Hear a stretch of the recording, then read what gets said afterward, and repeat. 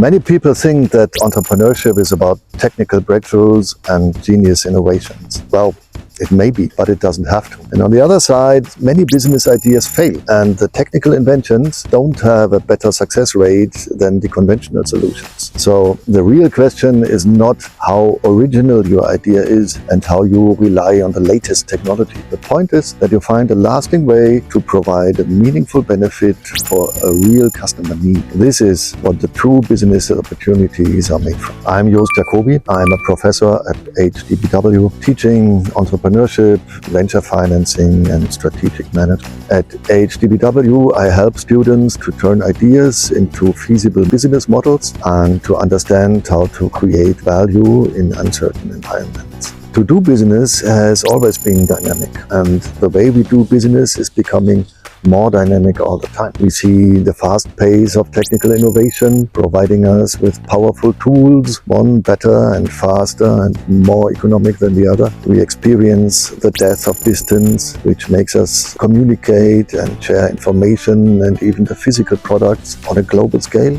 And we are constantly pushing forward on the way how we work together, how we make business an environment where smart people are pooling their capabilities and their hard work and even enjoy it because they know what they want and they share a motivation. And in this increasingly dynamic world, it becomes all the more important to make the right choice for a meaningful business opportunity. This means entrepreneurship is not only about starting a company, it's about continuously identifying problems worth solving and adapting faster than others. To select the most meaningful business opportunities, you should put your ideas through 4 filters. First of all, real market demand. You have to offer something that real people or real businesses have a real need for. They need to be willing to pay for it, and they should also be able to pay. This can be small or large things.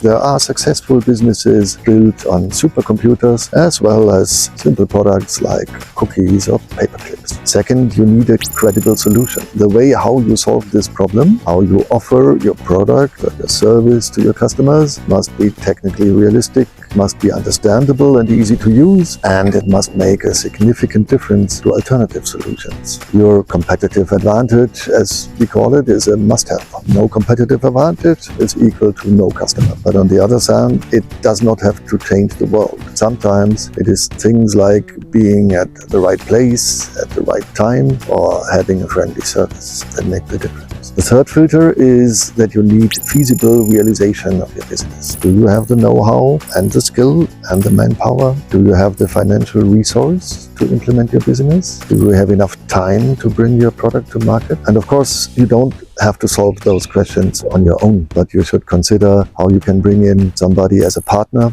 as an investor, or as an employee. Your fourth filter is the competitive dynamic. Once your business has entered the market, you will want to grow it and bring it to scale. You will have to decide how much you differentiate and how much complexity this creates. And you want to understand the barriers to entry in order to defend against competitors. If you compare the 4 filters to our opening statement, you see that each word is counting. A real customer need, a meaningful benefit, a feasible way to provide it, and a way to make it last in a dynamic market. Every business idea that is working will draw in a lot of competition very quickly. In fact, even the poor business ideas get copied and attacked, let alone the good ones. And this is at the heart of what makes the market economy so powerful and makes them create so much wealth and progress for the whole world. In turn, this means that business is not simply about getting rich, but about creating lasting value that has meaning for the world around the business. At the same time, for the individual entrepreneur, this means that the race is always on, but we want it to. There is no other way. The future will not be shaped by those who wait for perfect conditions, but by those who are willing to act and learn and adapt. Because in the end, entrepreneurship is not about ideas, it's about creating value in a world that never stands still. If you want to learn more, stay curious. More expert voices from HDBW are coming soon.